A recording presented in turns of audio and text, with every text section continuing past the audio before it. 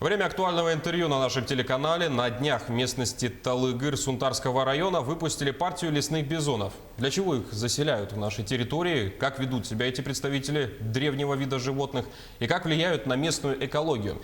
Мы поговорим сегодня с главным специалистом управления биоресурсов дирекции биоресурсов особо охраняемых природных территорий и природных парков Андреем Поповым. Андрей Леонидович, здравствуйте. Здравствуйте. Для чего вообще заселяют в Якутию бизонов? Расскажите, пожалуйста. Ну, тут, скажем так, в общем-то, несколько направлений. Да? Это первое, это то, что экологическое. Это возвращение того вида, который ранее обитал в историческое время на этой территории. Ну, как вы знаете, это бизоны, это травоядные животные, они потребители первичной продукции экосистем. Вот, и они оказывают большое влияние на экосистемы. В общем-то, и влияние это в основном положительное. Вот. Ну и, значит, это вот такой вот, да, вопрос. И следующее – это развитие туризма. Скажем, вот уже сейчас у нас в Усть-Ботоме, питомник Усть-Ботома посещают ежедневно, в выходные дни, там за сотни и свыше человек.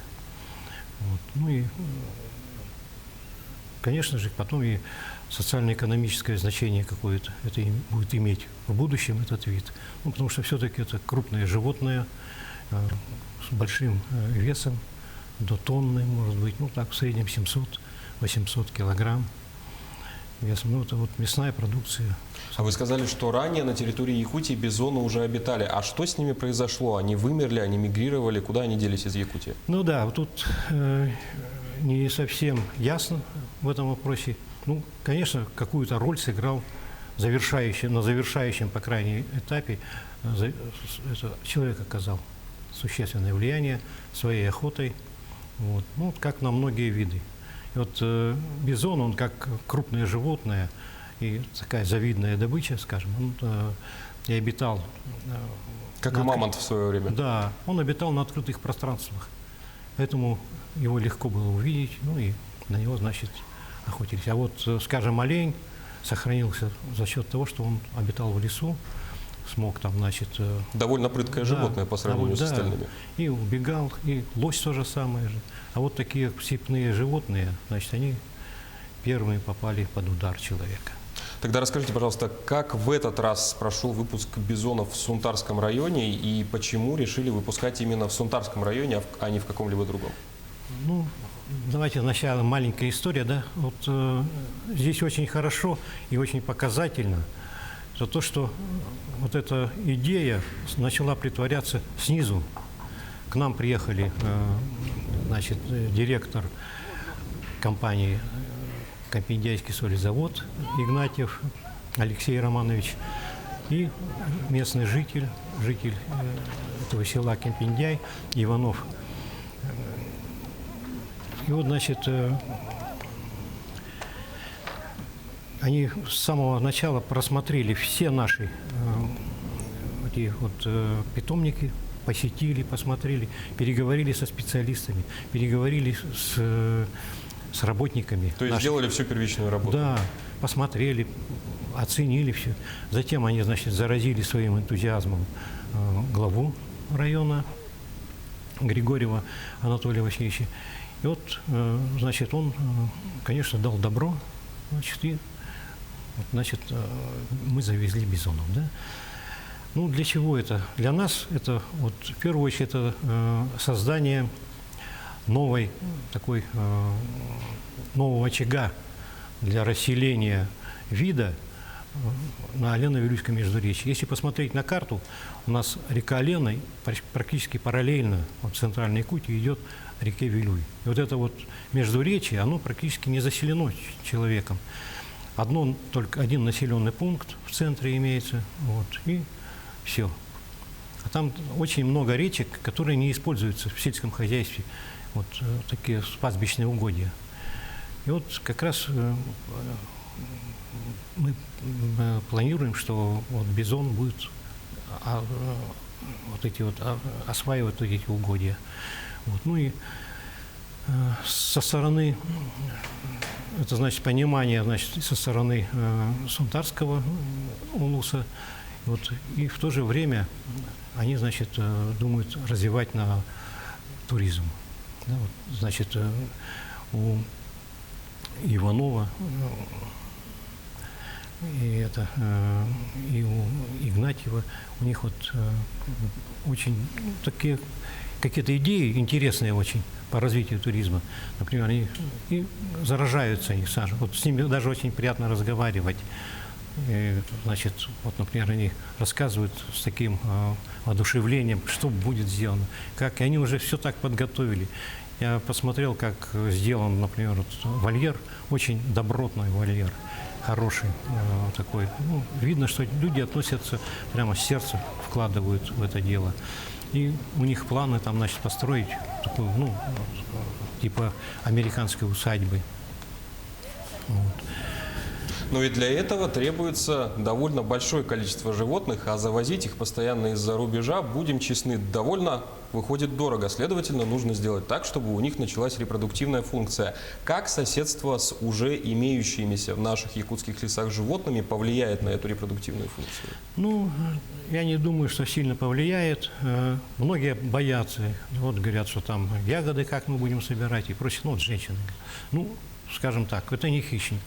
Да, он за человеком он не охотится. За другими животными он тоже не охотится. Это, ну, травоядное животное, довольно-таки добродушное. Если его не трогать, если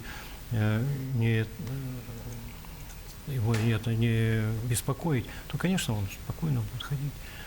И не думаю, что здесь большие проблемы будут. Ранее сообщалось, что весной к нам завезут новую партию бизонов, но все мы знаем, какая сейчас у нас ситуация с пандемией, с COVID-19 и санкциями. Не вмешаются ли они в ход дел? Ну, санкции, по крайней мере, пока они не мешали и не мешают.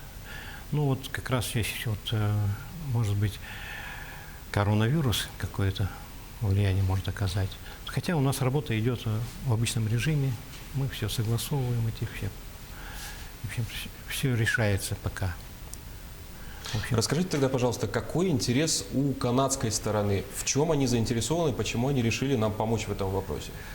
Ну, здесь вот канадская сторона заинтересована в том, чтобы сохранить этот вид. Это своего рода, ну, как брендовый образ животного для Северной Америки. Поэтому они хотят его сохранить. И вот, чтобы в случае каких-то непредвиденных ситуаций, да, скажем, в Канаде, этот вид сохранится в Евразии. Вот. Ну и у нас, конечно, в Якутии это вот первые бизоны лесные в Евразии. Не просто там даже вот на северо-востоке Азии, а в Евразии. Это вот. А не боится ли канадская сторона, что бизон у нас приживется настолько хорошо, что он станет уже не их брендом, а нашим? Ну, не боятся, конечно, потому что все-таки у него название лесной бизон, канадский бизон. Да? Хотя они тоже признают, что, в общем-то, вот лесной бизон пришел к ним по Берингийскому перешейку, перешел в свое время. Вот. Это наш, ну, Байзон Атабаско называют его, да, и вот как раз он перешел к ним. А за время, что удалось понаблюдать за бизонами, наблюдались ли какие-то изменения в их поведении от того поведения, которое у них обычно происходит в Канаде? Как Якутия влияет на их среду обитания?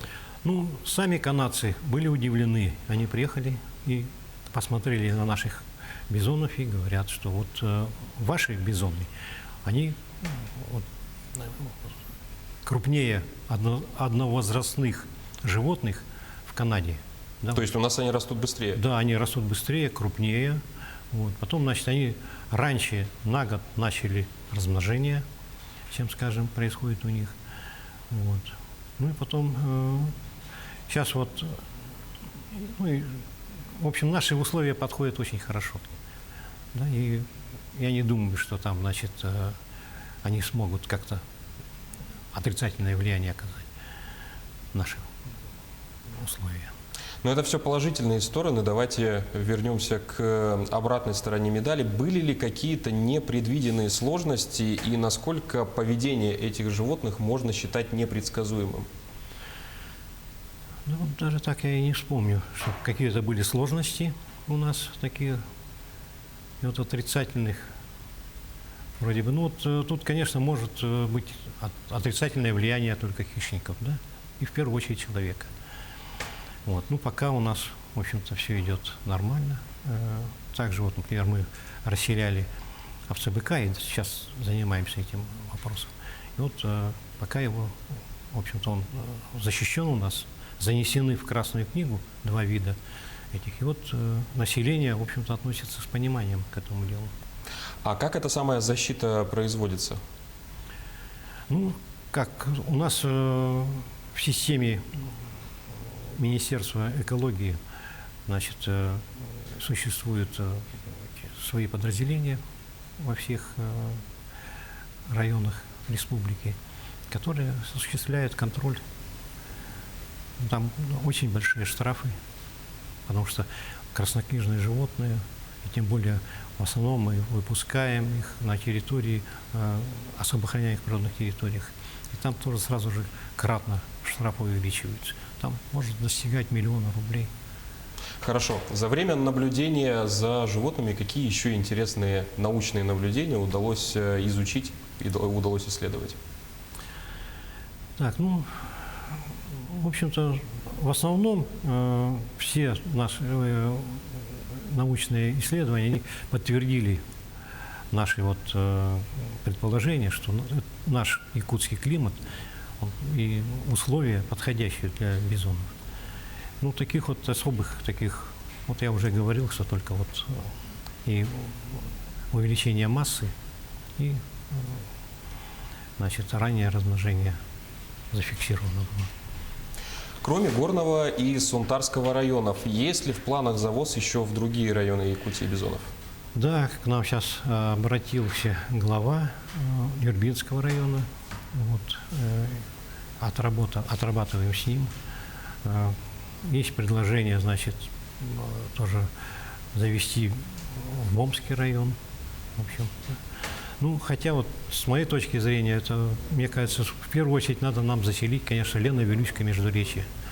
Потому что здесь действительно свободное от населения. В общем, вот такая территория.